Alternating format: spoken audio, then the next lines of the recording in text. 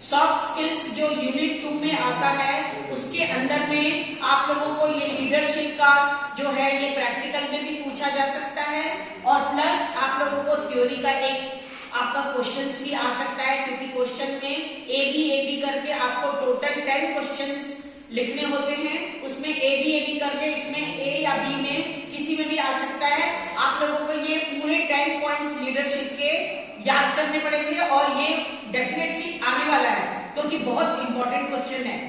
तो लीडरशिप, हम लीडरशिप जो होता है एक सॉफ्ट स्किल होती है और लीडरशिप हमें कहाँ काम आती है, जब हम किसी इंडस्ट्री में काम करते हैं या फिर कहीं पर भी हम किसी कंपनी में हम लोगों को किसी को अपॉइंट किया गया और एज अ लीडर हमें अपॉइंट करके हमारे अंडर में 3-4 मार्केटिंग एग्जीक्यूटिव है या कोई भी इंडस्ट्री के मैनेजर्स है, कोई भी है, हम एक लीडर है। तो हम लीडर होने के नाते हमें लीडरशिप की कौन कौन सी क्वालिटी को फॉलो करना अति आवश्यक होता है ताकि वो लीडरशिप जो है आप लोगों की हमेशा सक्सेसफुल रहे।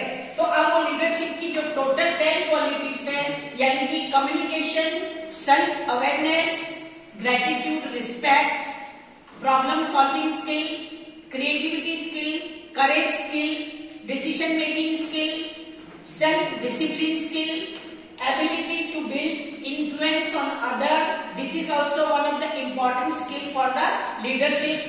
Positive attitude and teachability, and last one is excellent organization. अब मैं इसको वन बाय वन आप लोगों को एक्सप्लेन कर रही हूँ कि इसको किस तरह से कोई भी लीडर अगर मैनेज करता है तो वो कैसे फॉलो करेगा।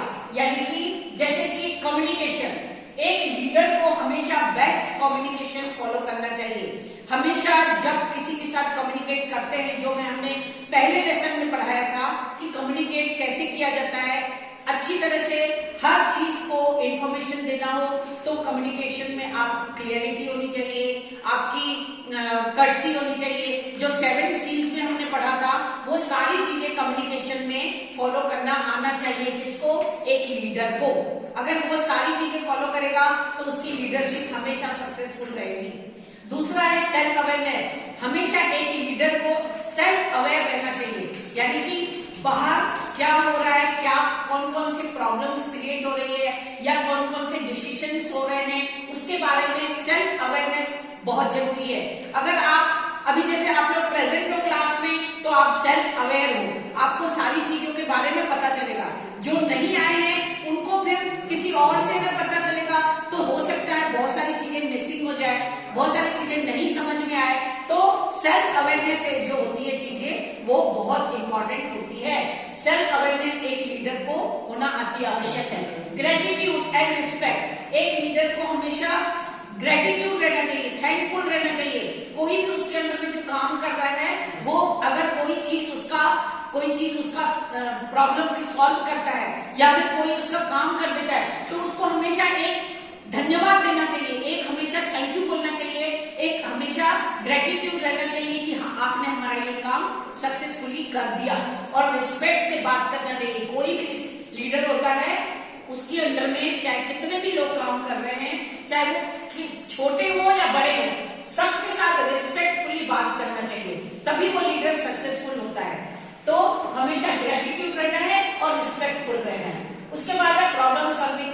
कोई भी प्रॉब्लम्स आती है लीडर के सामने, कभी भी कोई भी प्रॉब्लम्स आएगी, बहुत सारे लोग अपना अपना प्रपोजल जमा करेंगे, सब लोग बोलेंगे कि हमारा प्रपोजल अच्छा है, हमारा आइडिया अच्छा है, लेकिन वो किसी का भी आइडिया या किसी के भी प्रॉब्लम्स को रिजेक्ट नहीं करना चाहिए। उसको बस उसको समझना चाहिए कि किसका आइडिया बेस्ट हो सकता है, जिसका ऑर्गेनाइजेशन के लिए, मिशन और विजन के लिए फायदा वाला हो सकता है या क्या हो सकता है, वो प्रॉब्लम उसको सॉल्विंग करनी आनी चाहिए। फिर जैसे मान लीजिए 3-4 प्रपोजल आ गए, सबको बोल दिया कि नहीं नहीं आपका गलत है, आपका गलत है, आपका गलत है, एक पर्सन का बोला तुम्हारा राइट है, तो जब उसने बिना देखे ही सबके को सारी चीजों को गलत कर दिया तो ये गलत हो जाएगा। हो सकता है उन 4 लोगों का भी आइडिया अच्छा हो सकता है वो 4 लोगों का भी उसमें आंसर अच्छा हो, तो वो बाकायदा पढ़ना चाहिए और उसको प्रॉब्लम को सॉल्व करना आना चाहिए एक लीडर को। उसके बाद है क्रिएटिविटी। क्रिएटिविटी यानी कि कभी भी कोई लीडर को एक क्रिएटिव वर्क करते रहना चाहिए। यानी कि मान लीजिए उनके अंडर में 8-10 बंदे काम कर रहे हैं, तो जब वो काम कर रहे हैं तो उनका क्रिएटिविटी अपनी जगह है, लेकिन इसकी क्रिएटिविटी, जो लीडर की क्रिएटिविटी होनी चाहिए, वो सबसे बेस्ट होनी चाहिए। यानी कि उसकी क्रिएटिविटी कोई बना नहीं कर सकता कि इसकी क्रिएटिविटी में कोई गलती है या फिर ये इसका हमारी क्रिएटिविटी से इसका कुछ कम है, तो उसकी क्रिएटिविटी अच्छी होनी चाहिए। तो वो हमेशा अपनी स्किल्स को बढ़ाते रहेगा, तभी तो वो क्रिएटिविटी वर्क अच्छा कर पाएगा ना। अगर वो अच्छी बुक्स पढ़ेगा या अच्छे एक्सपेरिमेंट करता रहेगा, तभी तो वो क्रिएटिव वर्क कर पाएगा ना। अगर वो क्रिएटिव अच्छा वर्क कर पाएगा, तभी तो उसकी क्रिएटिविटी बढ़ेगी। तो उसमें क्रिएटिविटी होना चाहिए और करेज होना चाहिए, साहस होना चाहिए। वो खुद अच्छा है, अच्छी तरह से अगर क्रिएटिव वर्क करेगा, साहस वाला वर्क करेगा, तो उसके अंदर में जो बंदे काम कर रहे हैं वो भी उसको देखकर उसको सीखेंगे। अगर वो खुद ही गलत करेगा, खुद ही क्रिएटिव नहीं रहेगा, तो उसके अंदर में जो काम करने वाले वो भी समझेगा हमारा लीडर ही अच्छा काम नहीं कर रहा है, तो हम क्यों करें, हम तो उनके अंडर में काम कर रहे हैं ना। तो एक लीडर को क्रिएटिव वर्क और करेज दोनों स्किल होनी अति आवश्यक है। उसके बाद है डिसीजन मेकिंग। कोई भी डिसीजन लेना है तो प्रॉपर लेना है, उसमें कोई पार्शियलिटी नहीं होनी चाहिए, कोई बायस नहीं होना चाहिए, किसी की भी रिश्वत वगैरह नहीं लेना चाहिए। यानी कि अगर वो डिसीजन लेगा तो सबके लिए बराबर होना चाहिए, सबकी चीजों को चेक करते हुए डिसीजन लेना चाहिए। जैसे मैं आप लोगों के सभी लोगों के मार्क्स को मैंने चेक किया, आप लोगों ने मेडिसिन दिया एग्जाम, आप लोगों के मार्क्स को मैंने चेक किया, तो मैं बिना देखे ही किसी को ज्यादा किसी को कम मार्क्स ऐसे दूंगी तो मेरे लिए गलत हो जाएगा।